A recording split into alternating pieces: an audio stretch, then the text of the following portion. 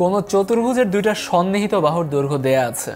সন্নিহিত বাহু নিশ্চয়ই মনে আছে যে একদম পাশাপাশি যে বাহুগুলো থাকে, ধরো এই বাহু আর এই বাহু পাশাপাশি, দুইটার একটা কমন বিন্দুও পাবা। এইরকম যদি থাকে তখন সেটাকে আমরা বলে থাকি যে সন্নিহিত বাহু। এরকম সন্নিহিত বাহু দেয়া আছে আর তিনটা কোণ দেয়া আছে, অ্যাঙ্গেল, তুমি তিনটা কোণ পাবা। এরকম অবস্থায় তোমার পুরো চতুর্ভুজটা আঁকতে হবে। আমরা পুরো অঙ্কনে যাওয়ার আগে আইডিয়াটা একটু দেখে নিব। দুইটা সন্নিহিত বাহু, ধরো প্রথমেই যে তিনটা কোণ আছে, অনেকগুলো কোণ, তো আমরা একটা কোণের সমান করে ধরো কেটে নিলাম, একটা কোণ, একটা লম্বা করে কোণ আঁকলাম, এবং সেইখান থেকে দুইটা যে সন্নিহিত বাহু আছে এই পার্ট আর এই পার্ট এভাবে কেটে নিলাম। বাকি এখন আমার কাছে আর কি কি আছে? আমার কাছে আছে আর দুইটা কোণ। এই দুইটা কোণ ইউজ করে কি আমি চতুর্ভুজটা আঁকতে পারবো? ধরো এই বিন্দুতে আমি একটা কোণ আঁকলাম, এভাবে গেল, আর এই বিন্দুতে আমি আর একটা কোণ আঁকলাম, এভাবে গেল। দেখো আমার চতুর্ভুজ কিন্তু হয়ে গেছে, যে এখানে কিনা দুইটা সন্নিহিত বাহু এগুলো, আর আমার দেয়া যে তিনটা কোণ আছে সেগুলো এগুলো। তাহলে দেখো এই প্রবলেমটা আমরা একদম হাতে কলমে এখন তাহলে সলভ করে দেখি। দুইটা বাহু দুইটা এত ছোট না দেই, তোমাদের বইয়ে বেশ ছোট করা, খুব লম্বা করে দিলাম। ধরো এ বাহু একটা, আর একটা ধরো বি বাহু। আর বইয়ের দেয়া যে কোণগুলো আছে আমরা সেগুলাই ইউজ করব, এ আর বি। এখন যে কোনো রশ্মি একটা নিলাম, ধরো বি রশ্মি। এই যে বি রশ্মিটা আছে, বি রশ্মি থেকে আমি একটা অংশ কেটে নিব একটা বাহুর সমান করে।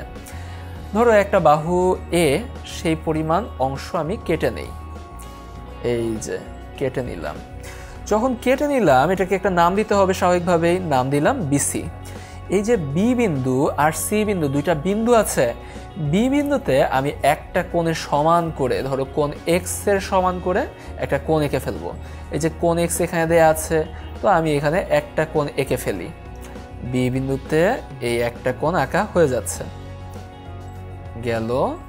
এই যে এখান থেকে তুমি আবার চাপের দৈর্ঘ্যটা কেটে নিবা, এই যে চাপের দৈর্ঘ্যটা কেটে নিলাম, ব্যাস।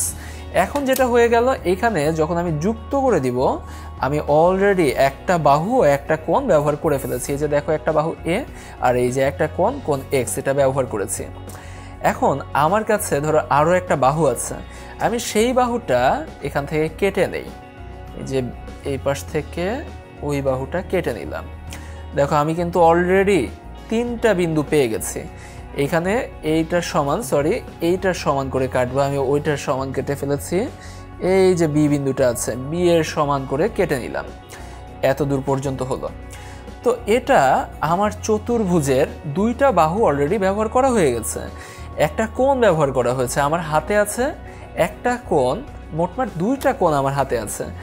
আমি এখন এই যে এ বিন্দুটাতে, অর্থাৎ এ নামকরণও দিয়ে দিলাম, এখানে একটা কোণের সমান করে কেটে নিই। ধরো এ বিন্দুতে কোণ জেড ইউজ করি।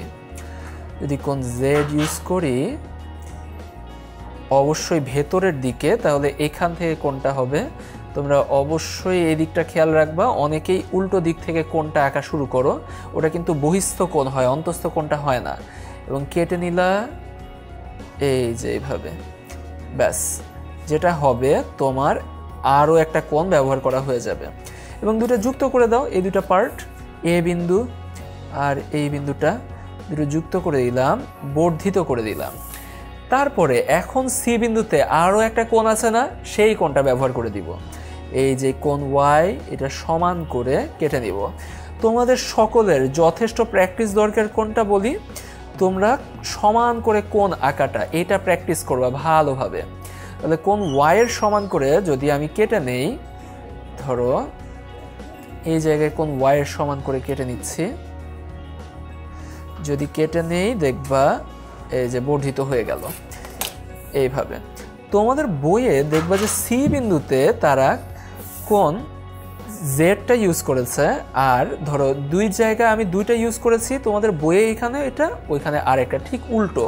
কোনো সমস্যা নেই, তোমার যে কোনো চতুর্ভুজে যে তিনটা কোণ সমান থাকলেই চলবে, তোমার ইচ্ছা মতো তুমি ব্যবহার করবা যে কোনো কোণ, জাস্ট চতুর্ভুজটা হলেই চলবে।